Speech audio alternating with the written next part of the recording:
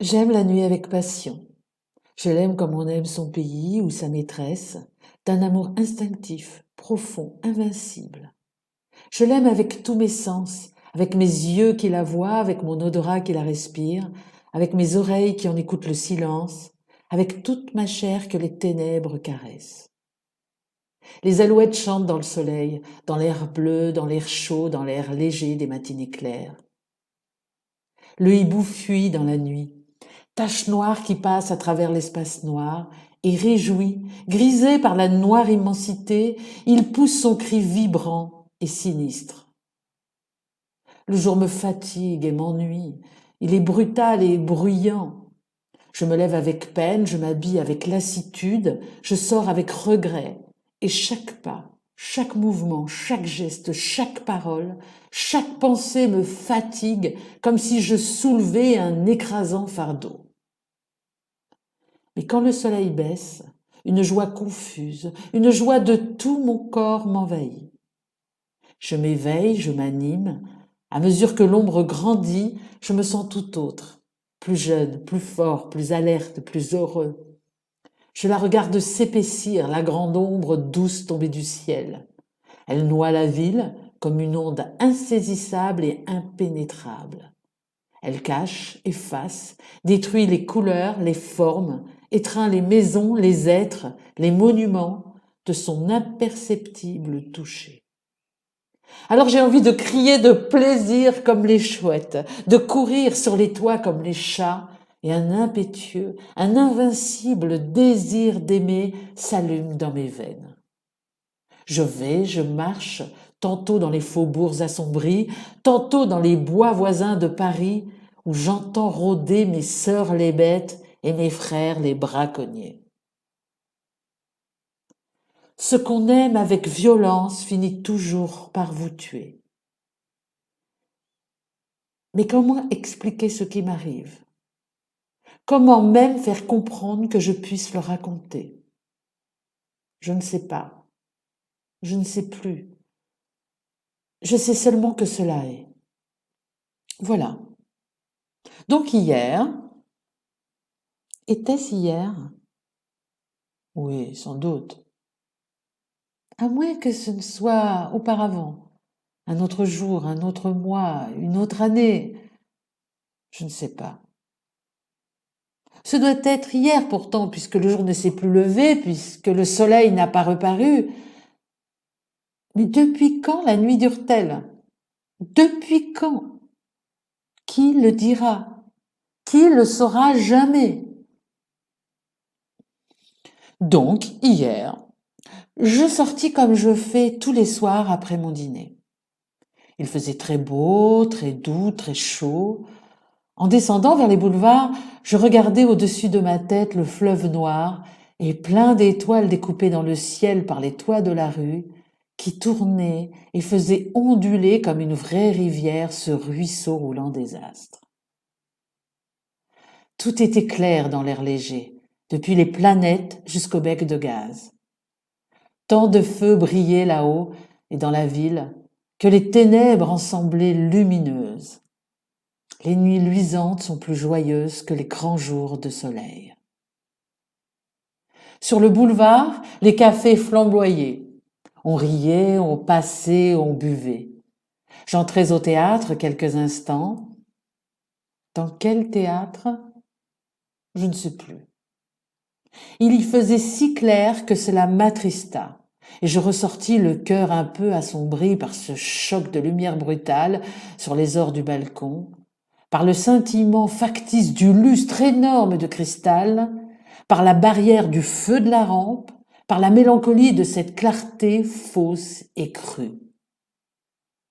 Je gagnais les Champs-Élysées où les cafés-concerts semblaient des foyers d'incendie dans les feuillages. Les marronniers frottés de lumière jaune avaient l'air peint, un air d'arbre phosphorescent. Et les globes électriques, pareils à des lunes éclatantes et pâles, à des œufs de lune tombés du ciel, à des perles monstrueuses, vivantes, faisaient pâlir sur leur clarté nacrée, mystérieuse et royale, les filets de gaz, de vilains gaz sales, et les guirlandes de verres de couleur. Je m'arrêtai sous l'Arc de Triomphe pour regarder l'avenue, la longue et admirable avenue étoilée, allant vers Paris entre deux lignes de feu, et les astres. Les astres là-haut, les astres inconnus jetés au hasard dans l'immensité, où ils dessinent ces figures bizarres qui font tant rêver, qui font tant songer. J'entrai dans le bois de Boulogne et j'y restai longtemps. Un frisson singulier m'avait saisi, une émotion imprévue et puissante, une exaltation de ma pensée qui touchait à la folie. Je marchai longtemps, puis je revins. Quelle heure était-il quand je repassai sous l'Arc de Triomphe? Je ne sais pas. La ville s'endormait et des nuages, de gros nuages noirs, s'étendaient lentement sur le ciel. Pour la première fois, je sentis qu'il allait arriver quelque chose d'étrange, de nouveau. Il me sembla qu'il faisait froid, que l'air s'épaississait, que ma nuit bien-aimée, devenait lourde sur mon cœur. L'avenue était déserte maintenant.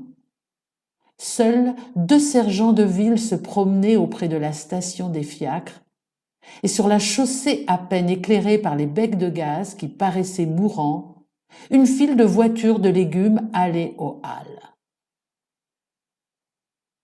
Elle allait lentement, chargée de carottes, de navets et de choux. Les conducteurs dormaient, invisibles. Les chevaux marchaient d'un pas léger, suivant la voiture précédente, sans bruit, sur le pavé de bois. Devant chaque lumière du trottoir, les carottes s'éclairaient en rouge, les navets s'éclairaient en blanc, les choux s'éclairaient en vert, et elles passaient l'une derrière l'autre.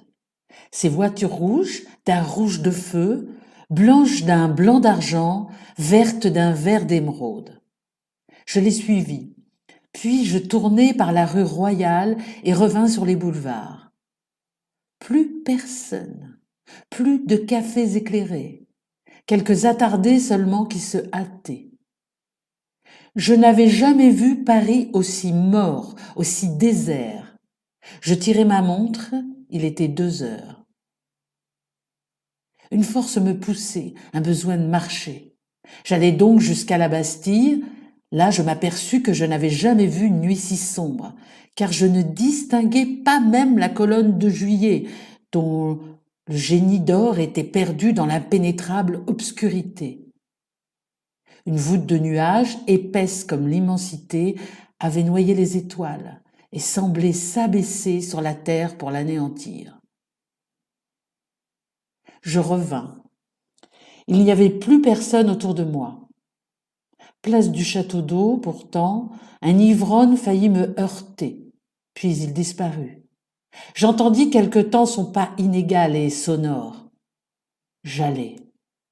À la hauteur du faubourg Montmartre, un fiacre passa, descendant vers la Seine. Je l'appelai. Le cocher ne répondit pas.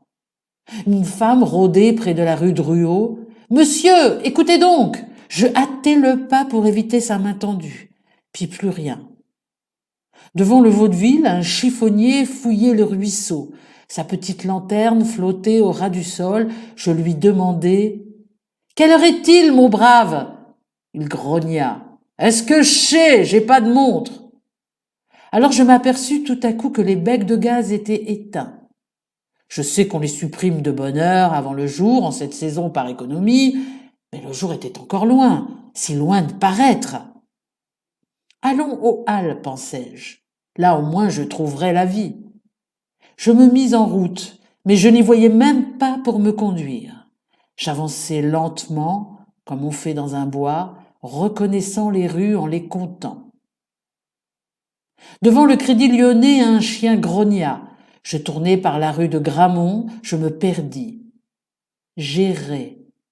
Puis je reconnus la bourse aux grilles de fer qui l'entoure. Paris entier dormait. d'un sommeil profond, effrayant. Au loin pourtant un fiacre roulait, un seul fiacre, celui peut-être qui avait passé devant moi tout à l'heure. Je cherchais à le joindre, allant vers le bruit de ses roues, à travers les rues solitaires et noires, noires, noires comme la mort. Je me perdis encore. Où étais-je? Quelle folie d'éteindre sitôt le gaz! Pas un passant, pas un attardé, pas un rôdeur, pas un miaulement de chat amoureux. Rien! Où donc étaient les sergents de ville? Je me dis, je vais crier, ils viendront. Je criai. Personne ne répondit. J'appelai plus fort, ma voix s'envola sans écho, faible, étouffée, écrasée par la nuit, par cette nuit impénétrable. Je hurlai. Au secours! Au secours! Au secours! Mon appel désespéré resta sans réponse. Quelle heure était-il donc? Je tirai ma montre, mais je n'avais point d'allumette. J'écoutais le tic-tac léger de la petite mécanique avec une joie inconnue et bizarre. Elle semblait vivre. J'étais moins seule. Quel mystère! Je me remis en marche comme un aveugle, en tâtant les murs de ma canne, et je levai à tout moment les yeux vers le ciel, espérant que le jour allait enfin paraître. Mais l'espace était noir, tout noir, plus profondément noir que la ville. Quelle heure pouvait-il être? Je marchais, me semble-t-il, depuis un temps infini, car mes jambes fléchissaient sous moi, ma poitrine haletait et je souffrais de la faim horriblement. Je me décidai à sonner à la première porte cochère. Je tirai le bouton de cuivre et le timbre tinta dans la maison sonore. Il tinta étrangement, comme si ce bruit vibrant eût été seul dans cette maison. J'attendis. On ne répondit pas. On n'ouvrit point la porte. Je sonnai de nouveau. J'attendis encore. Rien. J'eus peur. Je courus à la demeure suivante et 20 fois de suite je fis résonner la sonnerie dans le couloir obscur où devait dormir le concierge. Mais il ne s'éveilla pas et j'allai plus loin, tirant de toutes mes forces les anneaux ou les boutons, heurtant de mes pieds, de ma canne, mais de mes mains les portes obstinément closes. Et tout à coup, je m'aperçus que j'arrivais aux halles. Les halles étaient désertes, sans un bruit, sans un mouvement, sans une voiture, sans un homme, sans une botte de légumes ou de fleurs. Elles étaient vides, immobiles, abandonnées, mortes. Une épouvante me saisit. Horrible. Que se passait-il? Oh mon Dieu! Que se passait-il? Je repartis. Mais l'heure, qui me dirait l'heure? Aucune horloge ne sonnait dans les clochers ou dans les monuments. Je pensais, je vais ouvrir le verre de ma montre et tâter l'aiguille avec mes doigts. Je tirai ma montre, elle ne battait plus. Elle était arrêtée. Plus rien, plus rien. Plus un frisson dans la ville, plus une lueur, pas un frôlement de son dans l'air. Rien, plus rien. Plus même le roulement lointain du fiacre, plus rien. J'étais au quai et une fraîcheur glaciale montait de la rivière. La Seine coulait-elle encore? Je voulus savoir. Je trouvai l'escalier, je descendis. Je n'entendais pas le courant bouillonner sous les arches du pont. Des marches encore, puis du sable, de la vase, puis de l'eau. J'y trempai mon bras, elle coulait, froide, froide, froide, presque gelée, presque tarie, presque morte. Et je sentais bien que je n'aurais plus jamais la force de remonter, et que j'allais mourir là, moi aussi, de faim, de fatigue et de froid.